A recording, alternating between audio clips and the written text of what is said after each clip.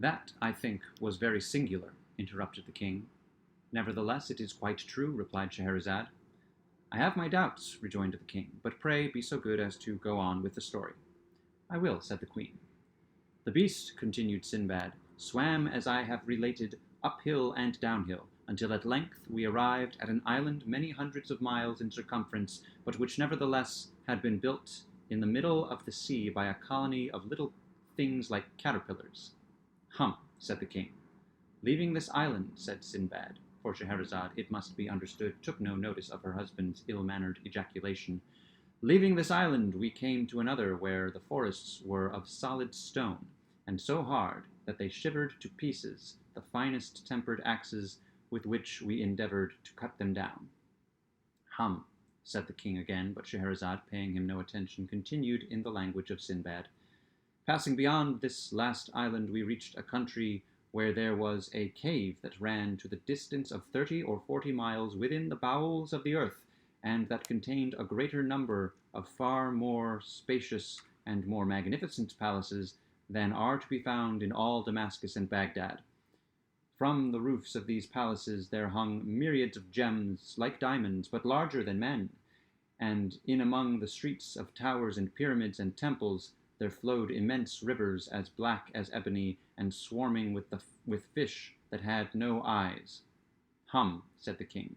"We then swam into a region of the sea where we found a lofty mountain down whose sides there streamed torrents of melted metal, some of which were 12 miles wide and 60 miles long, while from an abyss on the summit issued so vast a quantity of ashes that the sun was entirely blotted out from the heavens, and it became darker than the darkest midnight, so that when we were even at the distance of 150 miles from the mountain, it was impossible to see the whitest object, however close we held it to our eyes." "Hum," said the king. "After quitting this coast, the beast continued his voyage until we met with a land in which the nature of things seemed reversed, for we here saw a great lake, at the bottom of which, more than 100 feet beneath the surface of the water, there flourished in full leaf a forest of tall and luxuriant trees."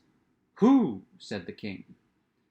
"Some 100 miles farther on brought us to a climate where the atmosphere was so dense as to sustain iron or steel, just as our own does feather."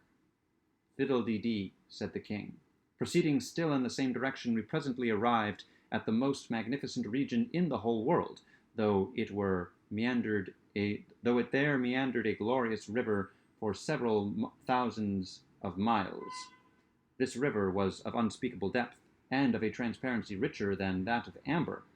It was from 3 to 6 miles in width, and its banks, which arose on either side of 1,200 feet in perpendicular height, were crowned with ever-blossoming trees and perpetual sweet-scented flowers that made the whole territory one gorgeous garden. But the name of this luxuriant land was the Kingdom of Horror, and to enter it was inevitable death." "Humph," said the king. "We left this kingdom in great haste, and after some days came to another, where we were astonished to perceive myriads of monstrous animals with horns resembling scythes upon their heads. These hideous beasts dig for themselves vast caverns in the soil of a funnel shape, and line the sides of them with rocks so disposed one upon the other that they fall instantly when trodden upon by other animals, thus precipitating them into the monsters' dens, where their blood is immediately sucked, and their carcasses afterwards hurled contemptuously out to an immense distance from the caverns of death." "Pooh," said the king. "Continuing our progress, we perceived a district with vegetables that grew not upon any soil, but in the air. There were others that sprang from the substance of other vegetables, others that derived their substance from the bodies of living animals, and then again there were others that glowed all over with intense fire, others that moved from place to place at pleasure, and, what was still more wonderful, we discovered flowers that lived and breathed and moved their limbs at will, and had moreover the detestable passion of mankind for enslaving other creatures and confining them in horrid and solitary prisons until the fulfillment of appointed tasks." "Pshaw," said the king. Quitting this land, we soon arrived at another in which the bees and the birds are mathematicians of such genius and erudition that they give daily instructions in the science of geometry to the wise men of the empire.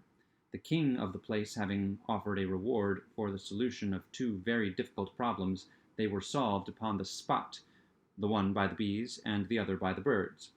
But the king keeping their solution a secret, it was only after the most profound researches and labor, and the writing of an infinity of big books during a long series of years, that the men mathematicians at length arrived at the identical solutions which had been given upon the spot by the bees and by the birds. "Oh my," said the king. We had scarcely lost sight of this empire when we found ourselves close upon another, from whose shores there flew over our heads a flock of fowls, a mile in breadth and 240 miles long, so that although they flew a mile during every minute, it required no less than 4 hours for the whole flock to pass over us, in which there were several millions of fowl. "Oh fie," said the king. No sooner had we got rid of these birds, which occasioned us great annoyance, than we were terrified by the appearance of a fowl of another kind, and infinitely larger than even the rooks which I met in my former voyages. For it was bigger than the biggest of the domes on your seraglio, O most munificent of caliphs. This terrible fowl had no head that we could perceive, but was fashioned entirely of belly, which was of a prodigious fatness and roundness, of a soft-looking substance, smooth, shining, and striped with various colors. In its talons the monster was bearing away to his ire in the heavens, a house from which it had knocked off the roof, and in the interior of which we distinctly saw human beings, who, beyond doubt, were in a state of frightful despair at the horrible fate which awaited them. We shouted with all our might, in the hope of frightening the bird into letting go of its prey, but it merely gave a snort or puff, as if of rage, and then let fall upon our heads a heavy sack, which proved to be filled with sand. "Stuff," said the king.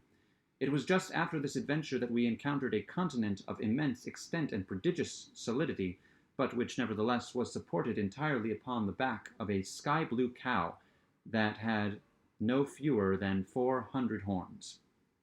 "That, now, I believe," said the king, "because I have read something of the kind before in a book."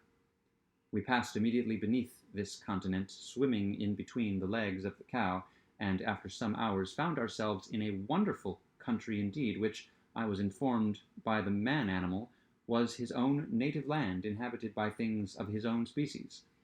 This elevated the man-animal very much in my esteem, and in fact I now began to feel ashamed of the contemptuous familiarity with which I had treated him, for I found that the man-animals in general were a nation of the most powerful magicians, who lived with worms in their brain, which no doubt served to stimulate them by their painful writhings and wrigglings to the most miraculous efforts of imagination. "Nonsense," said the king. "Among the magicians were domesticated several animals of very singular kinds. For example, there was a huge horse whose bones were iron and whose blood was boiling water. In place of corn he had black stones for his usual food, and yet in spite of so hard a diet he was so strong and swift that he could drag a load more weighty than the grandest temple in this city, at a rate surpassing that of the flight of most birds." "Twaddle," said the king. "I saw also among these people a hen without feathers, but bigger than a camel. Instead of flesh and bone she had iron and brick. Her blood, like that of the horse, to whom in fact she was nearly related, was boiling water, and like him she ate nothing but wood or black stones. This hen brought forth very frequently 100 chickens in the day, and after birth they took up their residence for several weeks within the stomach of their mother." "Fa la," said the king. "One of this nation of mighty conjurers created a man out of brass and wood and leather, and endowed him with such ingenuity that he would have beaten at chess all the race of mankind, with the exception of the great Caliph Harun al-Rashid. Another of these magi constructed of like material a creature that put to shame even the genius of him who made it, for so great were its reasoning powers that in a second it performed calculations of so vast an extent that they would have required the united labor of 50,000 fleshy men for a year. But a still more wonderful conjurer fashioned for himself a mighty thing that was neither man nor beast, but which had brains of lead, intermixed with a black matter like pitch, and fingers that employed with such incredible speed and dexterity that it would have had no trouble in writing out 20,000 copies of the Koran in an hour, and this with so exquisite a precision that in all the copies there should not be found one to vary from another by the breadth of the finest hair. This thing was of prodigious strength, so that it erected or overthrew the mightiest empires at a breath, but its powers were exercised equally for evil and for good. Ridiculous, said the king.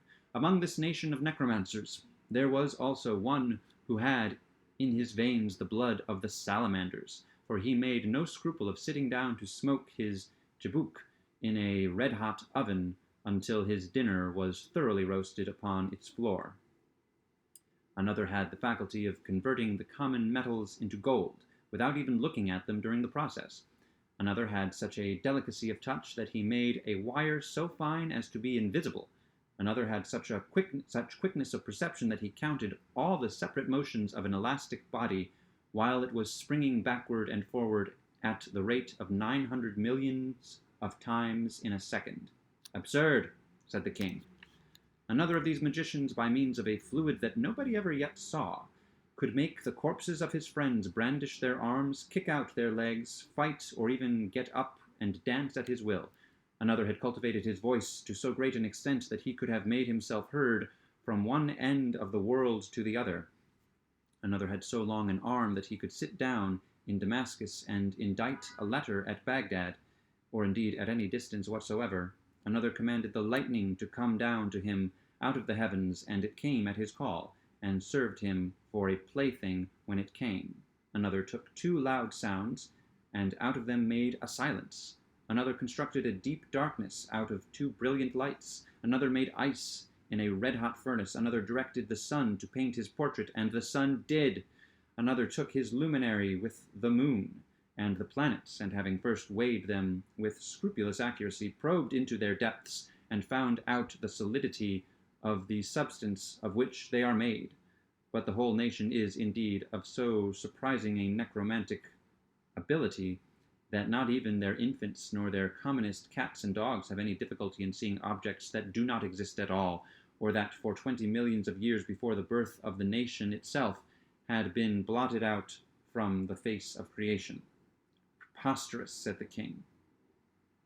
The wives and daughters of these incomparably great and wise magi, continued Scheherazade, without being in any manner disturbed by these frequent and most ungentlemanly interruptions on the part of her husband, the wives and daughters of these eminent conjurers are everything that is accomplished and refined, and would be everything that is interesting and beautiful, but for an unhappy fatality that besets them, and from which not even the miraculous powers of their husbands and fathers has hitherto been adequate to save. Some fatalities come in certain shapes, and some in others, but this of which I speak has come in the shape of a crochet. A what? Said the king. A crochet, said Scheherazade. One of evil genii, who are perpetually upon the watch to inflict ill, has put it into their heads of these accomplished ladies that the thing which we describe as personal beauty consists altogether in the protuberance of the region which lies not very far below the small of the back. Perfection of loveliness, they say, is in the direct ratio of the extent of this lump. Having been long possessed of this idea, and bolsters being cheap in that country, the days have long gone by since it was possible to distinguish a woman from a dromedary. Stop, said the king. I can't stand that, and I won't.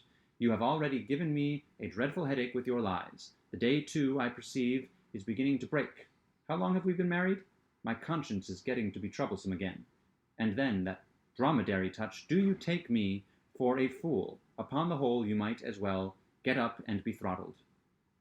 These words, as I learned them from the Isitsurnat, both grieved and astonished Scheherazade, but as she knew the king to be a man of scrupulous integrity, and quite unlikely to forfeit his word, she submitted to her fate with a good grace. She derived, however, great consolation during the tightening of the bowstring from the reflection that much of the history remained still untold, and that the petulance of her brute of a husband had reaped for him a most righteous reward in depriving him of many inconceivable adventures.